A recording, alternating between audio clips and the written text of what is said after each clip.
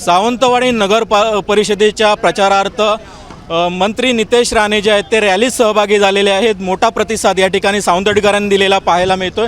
आपल्यासोबत मंत्री नितेश राणे आहेत। सर, मोठ्या प्रमाणात रॅलीत सहभागी झालेले आहेत, सावंतवाडीकरांचा सहभाग मोठा आहे। लोकसहभाग आणि लोकांचा आशीर्वाद कशाला म्हणतात याला खुल्या डोळ्याने अगर अनुभवायचं असेल तर आमची ही रॅली पहा।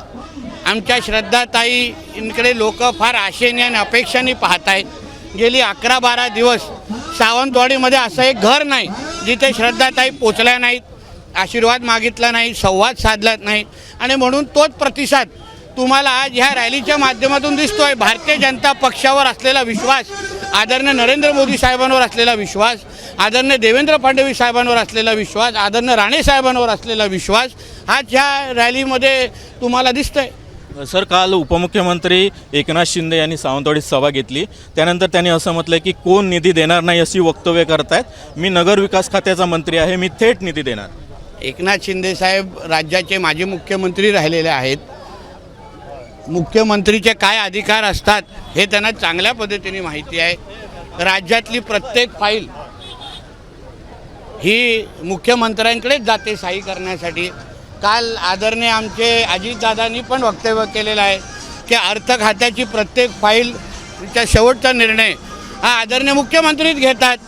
आणि म्हणून जिथे सब कुछ देवाभाऊ आहे तिथे दुसरं काय बोलण्याची गरजच नाही। आणि मी देवाभाऊंच्या पक्षात आहे, देवाभाऊंच्या मंत्रिमंडळात काम करतो।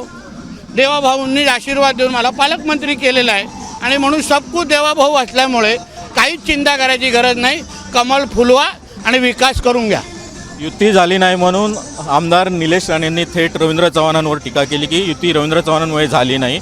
त्यानंतर त्यांनी असं म्हटलं होतं की मला भाजपमध्ये रवींद्र चव्हाणांनी ऑफर दिली होती, नक्की ऑफर दिली होती त्याबद्दल आता 2 तारखेनंतर बोलू। उद्याचा दिवस आमच्या मतदारांचा आहे, उद्याचा दिवस आमच्या तरुणांचा, माता भगिनींचा, इकडच्या भावी पिढीचा आहे।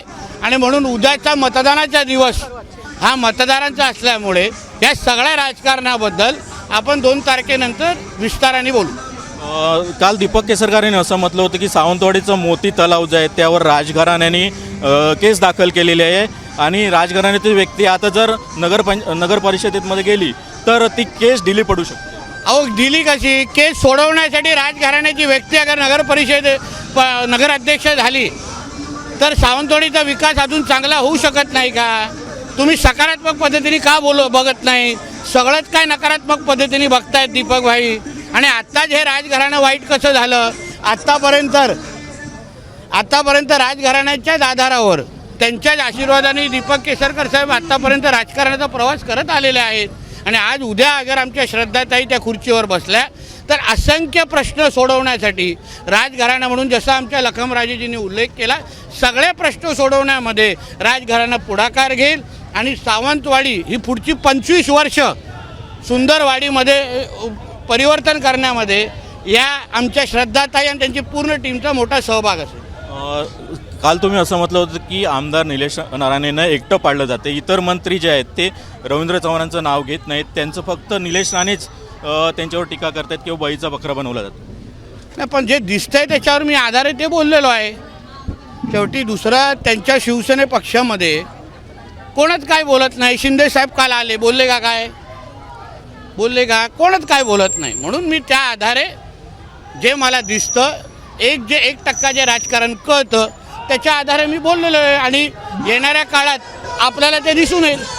काल खासदार नारायण राणे यांची उपमुख्यमंत्री एकनाथ शिंदे यांनी मालवणमधील बंगल्यावर जाऊन भेट घेतली, या भेटीकडे तुम्ही कसं? आमच्या महाराष्ट्राचं राजकारण म्हणजे एकदम यशवंतराव चव्हाणांपासून बाळासाहेब ठाकरे साहेबांपासून असंच राजकारणाच्या पलीकडे नातं जोपासण्याचा आमचा प्रवास राहिलेला आहे। आम्ही विविध पक्षाचे नेते मंडळी असलो तरी महाराष्ट्राचं राजकारण म्हणून आम्ही सगळ्या जणांमध्ये अतिशय उत्तम संवाद आहे, घरगुती संबंध आहेत। आणि म्हणून ते संबंध जोपासणं हे आमच्या प्रत्येकाचं काम आहे। मी त्याच चष्म्यातून त्या गोष्टीकडे बघतो। आपण राजकारणाच्या चष्म्यातूनच या सर्व घटनांकडे पाहतोय असं मंत्री नितेश राणे यांनी सांगितलेलं आहे। कॅमेरा पर्सन महबूब शेखसह सदाशिव लाड, एबीपी माझा, सावंतवाडी, सिंधुदुर्ग। एबीपी माझा, उघडा डोळे बघा नीट।